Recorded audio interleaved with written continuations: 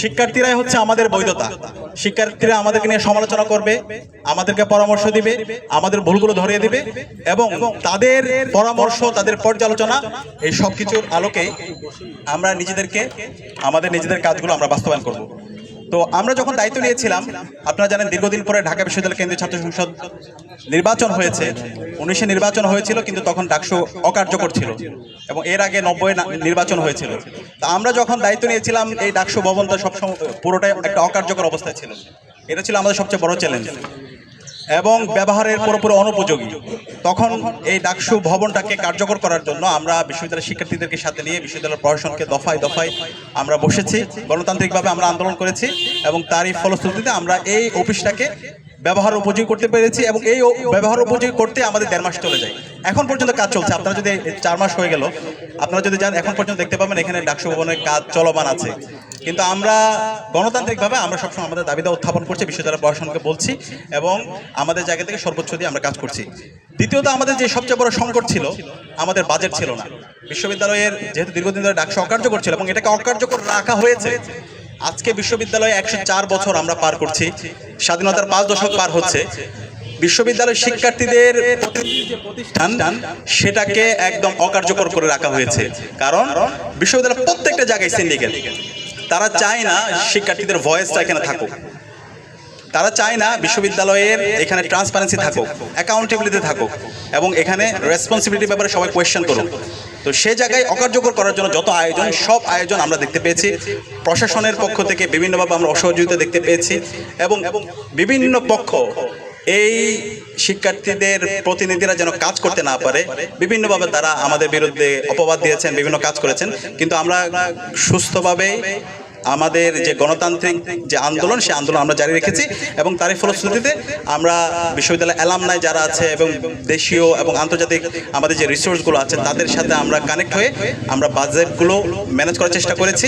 এবং এই ক্ষেত্রে আমরা চাইলে আমরা অজুহাত দিতে পারতাম যে আমরা বিশ্ববিদ্যালয় থেকে ফান্ড পাচ্ছি না, তা আমরা কাজ করতে পারতেছি না, কিন্তু আমরা বসেছিলাম না।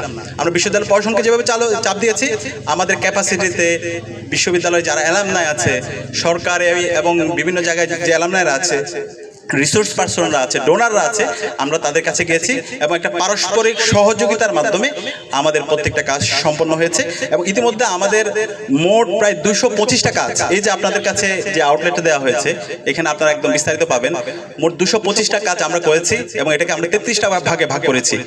তো আমরা চাই এমন একটি সরকার ব্যবস্থা, আমরা এমন একটা বাংলাদেশ। আজকের যে প্রেস কনফারেন্স, এটা শুধু একটা প্রেস কনফারেন্স না, সামনে জাতীয় নির্বাচন পরে যারা এই ক্ষমতায় আসবে, আমরা চাই এই ধরনের একটা জবাবদিহিতামূলক আমরা সরকারদের দেখতে পাবো, যারা একদম সবকিছু বিস্তারিতভাবে বলবে তারা কি করেছে না করেছে। প্রত্যেকটা জিনিস এখানে আমাদের বিস্তারিতভাবে দেওয়া আছে, আমাদের ওয়েবসাইটে বিস্তারিতভাবে দেওয়া আছে। প্রত্যেকটা বিষয়ের ইনস অ্যান্ড আউট আমরা একদম শিক্ষার্থীদের কাছে পরিষ্কার করেছি এবং দেশবাসীর কাছে পরিষ্কার করেছি। তা আমরা আশা করবো সামনে যারা সরকারে দায়িত্বে আসবে, রাজনৈতিক দলগুলো, তারা এইভাবে ট্রান্সপারেন্ট হবে, তারা অ্যাকাউন্টেবল হবে এবং তারা তাদের কাজের ব্যাপারে রেসপন্সিবল হবে। কেন্দ্রীয় সংসদ এবং হল সংসদের মধ্যে দেখতে পাবেন চমৎকার একটা ব্রিজিং।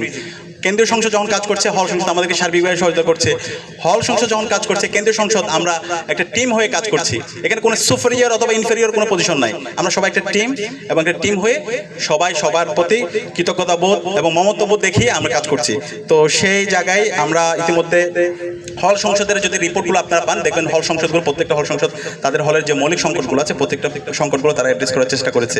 এবং আমরা ইতিমধ্যে যেই প্রতিনিধি সম্মেলন, যেটা ডাকসুর ইতিহাসে এই ধরনের সম্মেলনগুলো আমরা বিগত সময় যাদের সাথে বসেছি তারা বলছে এরকম হয়নি।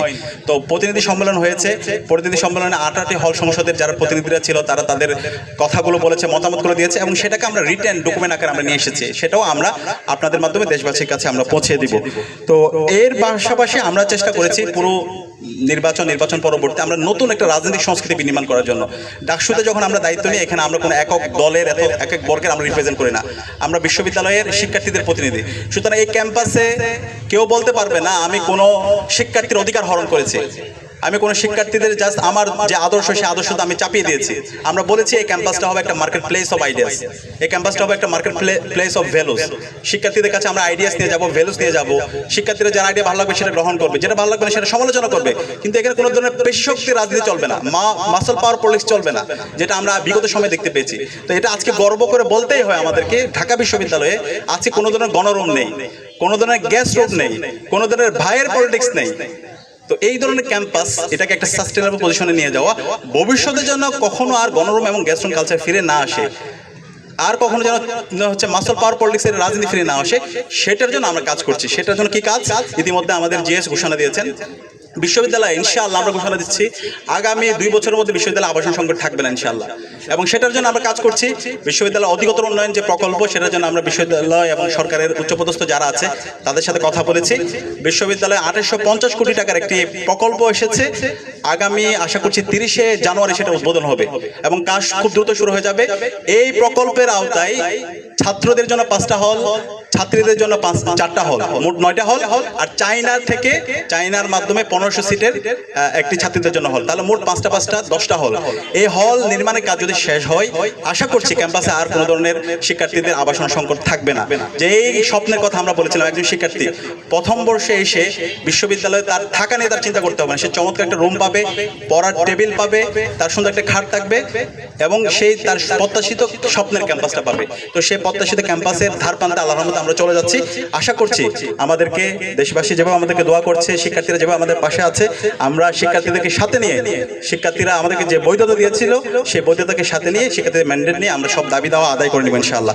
একই সাথে আমাদের দীর্ঘদিনের এখানে আমাদের যে স্বাস্থ্য কেন্দ্র আছে, সেটার অবস্থা খুবই, মেডিকেল সেন্টারটা ভঙ্গুর অবস্থা ছিল, সেটার অনেক ডেভেলপমেন্ট ইতিমধ্যে হয়েছে, আরও অনেক কাজ করতে হবে, আমরা কাজগুলো করার জন্য কাজ করছি।